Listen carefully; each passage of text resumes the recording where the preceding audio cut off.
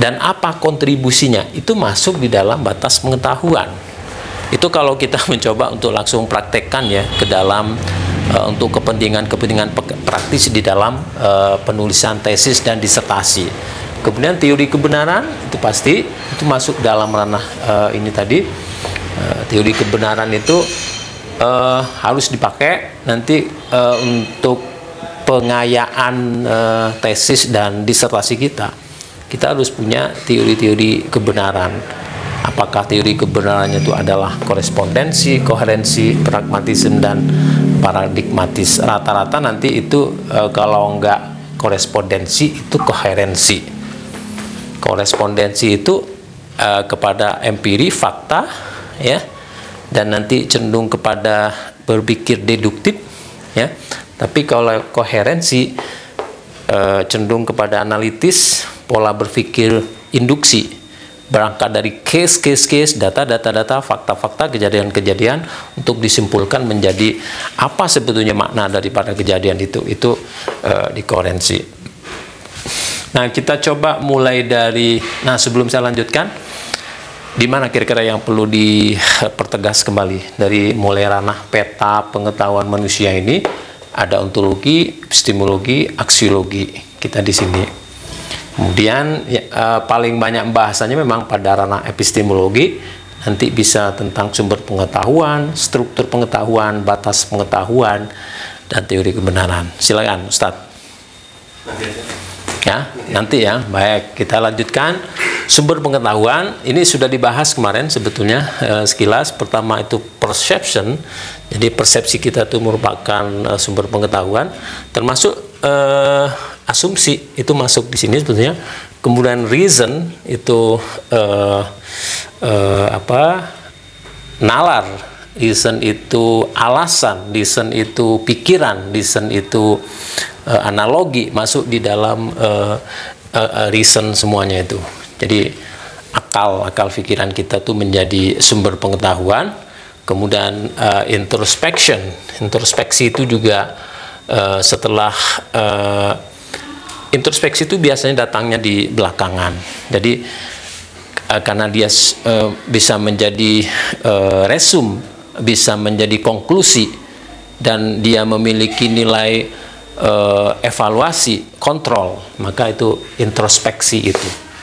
Jadi setelah orang terjadi sesuatu, mengalami sesuatu, dia melakukan introspeksi, evaluasi diri. Kalau dalam Islam itu bisa disebut sebagai muhasabah, ya. Muhasabah. Jadi dari muhasabah, dari introspeksi itu dia tahu peta-peta perjalanan kehidupan yang sudah dia jalani itu mana yang baik, mana yang tidak baik.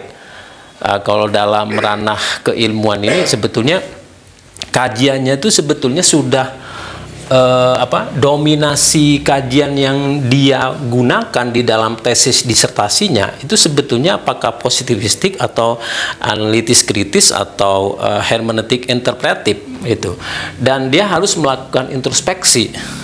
Kalau dalam konteks ini kira-kira misalnya seperti ini, dengan disertasi setebal itu, ya, maka sebetulnya apa yang ingin dikontribusikan, disumbangkan dengan disertasi setebal itu, dia harus melakukan introspeksi. Ini kalau dalam ranah jadi introspeksi ini bukan dalam konteks kehidupan sehari-hari saja kita kena masalah baru introspeksi, bukan dalam hanya itu saja, tapi dalam ranah filsafat ilmu itu akan kita masukkan ini, kita suntikkan ini menjadi inspirasi bagi apa sebetulnya yang harus dipikirkan setelah sebuah hasil penelitian itu dihasilkan, gitu ya. Kemudian intuisi, telepati, dan sebagainya. Intuisi itu pengetahuan yang diperoleh dengan cara-cara tidak melalui apakah itu reason, introspeksi, empiri kemarin ya, ada fakta. Kemudian ada telepati. Telepati diakui sebagai salah satu sumber pengetahuan. Ketika kita mengetahui pikiran orang, maka kita sudah punya kemampuan telepati. Itu diakui gitu sebagai sumber pengetahuan. Tentu perlu pembuktian seperti itu. Nah, sumber pengetahuan sekali lagi bisa jadi sumber pengetahuan itu sudah berkembang ya sekarang dengan algoritma sekarang itu yang ngetren misalnya. Mohon maaf begini misalnya. Kesukaan saya misalnya ketika buka HP gitu ya. terutama Facebook yang saya rasakan tuh. Ketika buka Facebook, saya suka nonton animal apa tuh, fake animal, yang apa, pemangsa itu, predator, misalnya harimau memangsa apa, kancil dan sebagainya. Itu nanti ketika sejam 2 jam kemudian, itu rata-rata yang mendominasi di Facebook saya itu adalah tontonan itu. Nah, algoritma seperti itu dia menangkap kecenderungan daripada konsumen atau user daripada HP itu sendiri. Nah, itu banyak sekali saya rasa. Ini kan normatifnya seperti ini. Tapi sekarang udah banyak sekali ya. Tentu saja, lupa. Ini satu lagi sebenarnya di sini, wahyu ya. Wahyu sebagai sumber pengetahuan Al-Quran. Kita kemarin pernah ceritakan, kita hanya tahu dari Quran ada batu itu menangis, batu sedih, dan batu itu bertobat. Itu dalam Al-Quran. Itu di dalam surah Al-Baqarah, dekat-dekat dengan ayat tentang kisah penyembelihan sapi betina atau Al-Baqarah itu ya. Cek nanti di situ ada semua. Dan rupanya itu dikiaskan oleh Allah, itu batu yang meluncur itu adalah batu yang umpamanya adalah orang yang berdosa, dan kemudian karena sadar akan dosanya dia bersujud dan minta ampun kepada Allah. Ada batu yang diam saja, menangisnya di dalam hati, orang yang senantiasa ingat Allah, seperti itu. Nah, hati manusia atau manusia yang punya hati tapi keras, dan dia tidak pernah menyadari akan dosa dan tidak pernah bertobat kepada Allah, itu disebut melebihi batu. Hati manusia itu, sedangkan batu saja bisa menangis itu. Nah, itu semua pengetahuan yang kita peroleh dari wahyu. Ada kemarin istilah cerita mana dan salwa, yang dimana daya tahan atau expire mana dan salwa itu hanya dari pagi sampai sore. Meskipun enak, kita mau ngumpulin sampai sekian hari, nggak bisa. Itu keburu expire. Dari mana? Dari wahyu. Dulu ada cerita nabi-nabi. Nah, ini yang paling sinematik saya rasa. Ternyata penghuni bumi pertama kali itu bukan manusia, tapi itu adalah iblis, ya, jin dan iblis. Ketika itu, untuk memastikan nanti bumi itu tidak dihuni oleh para perusak seperti itu, maka Allah mengutus iblis-iblis yang baik itu untuk menumpas itu. Dari mana kita dapat itu? Di wahyu, di Quran. Tentunya dengan tafsir tafsir pada umumnya ya, seperti Ibnu Katsir dan sebagainya. Jadi wahyu itu bisa menjadi sumber pengetahuan pertama. Nah, itu sumber pengetahuan. Kemudian strukturnya ada objektivism. Ini saya kasih penjelasan ringkasan ya. Nanti akan kita bahas secara detail ya minggu depan, tokohnya siapa, seperti itu ya. Objektivism itu lebih menekankan, menitik beratkan atau stressingnya itu kepada objek. Jadi biarkan fakta yang berbicara.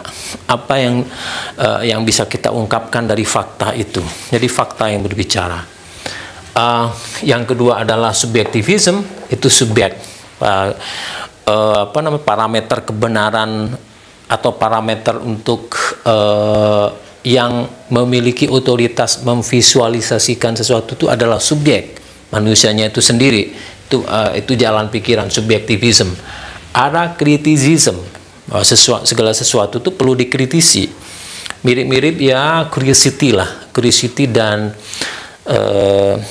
curiosity ini rasa ingin tahu. Yang satunya apa tuh yang kita selalu curiga terhadap segala sesuatu. Skepticism, skeptik ya. Jadi manusia itu punya skeptik, ragu karena dari skeptik itu nanti melahirkan pertanyaan, dari keraguan melahirkan pertanyaan itu kemudian mengarahkan manusia untuk mencari jawabannya, maka jawabannya itu menjadi pengetahuan ya.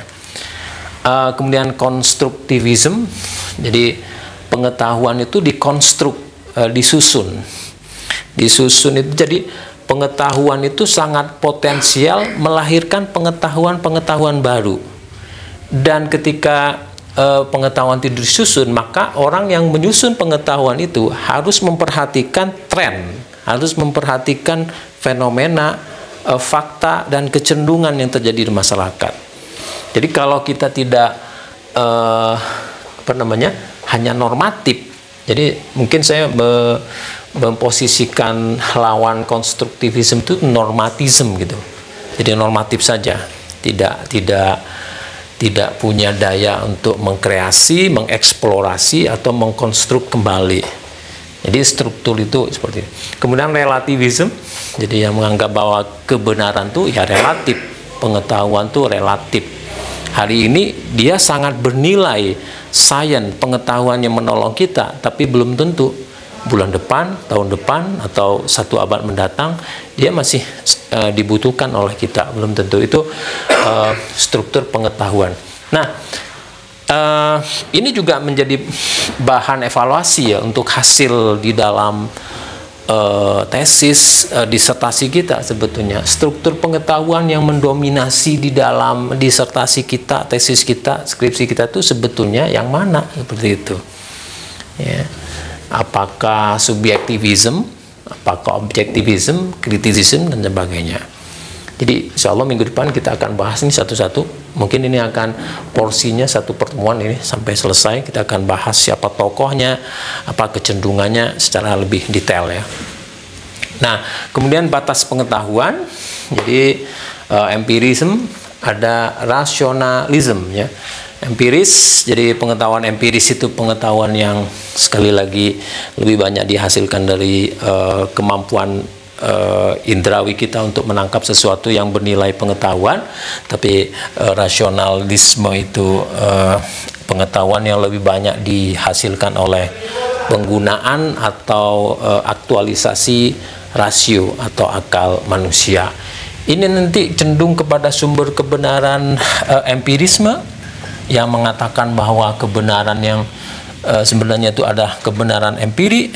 Kalau yang rasionalisme itu cenderung pada kebenaran rasionalisme, maka yang dimaksud dengan kebenaran itu, ukuran kebenaran itu ada rasio akal manusia dan seterusnya. Nanti ada kebenaran, oh ini dia teori kebenaran, ini sudah ada ya. Teori kebenaran ada korespondensi, artian sesuatu dikatakan benar itu kalau dia memiliki korespondensi, berkorespondensi. Tugu Monas ada di Medan, itu tidak berkorespondensi. Jadi dikatakan benar, suatu pernyataan atau konsep dikatakan benar manakala dia berkorespondensi dengan fact, dengan realitas. Nah,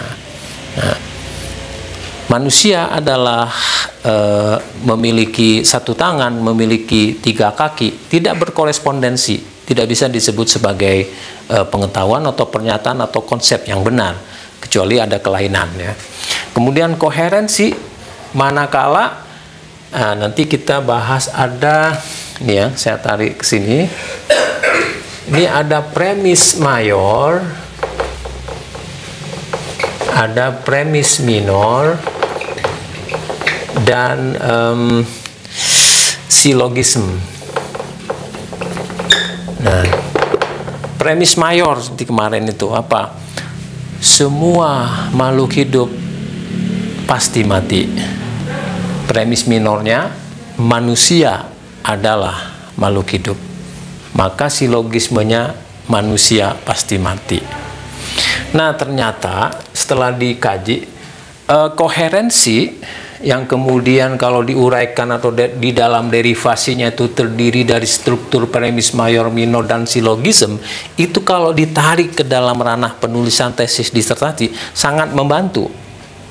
Misalnya gini, kita mau buat teori baru, tapi ini dengan catatan ya, harus selesai penelitian kita terlebih dahulu.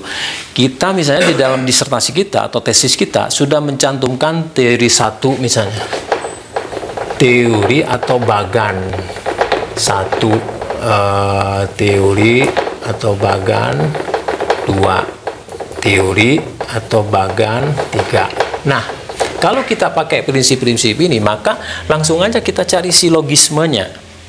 Nah, misalnya untuk keperluan mahasiswa S3 yang mencari novelty atau teori baru.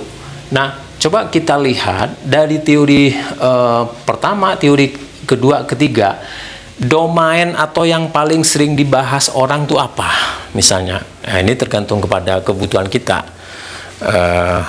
bagusnya memang langsung dicontohkan, ada disertasi kita contohkan. Misalnya domain pembahasannya adalah manajemen, tapi Ustadz syariah ya, apa misalnya?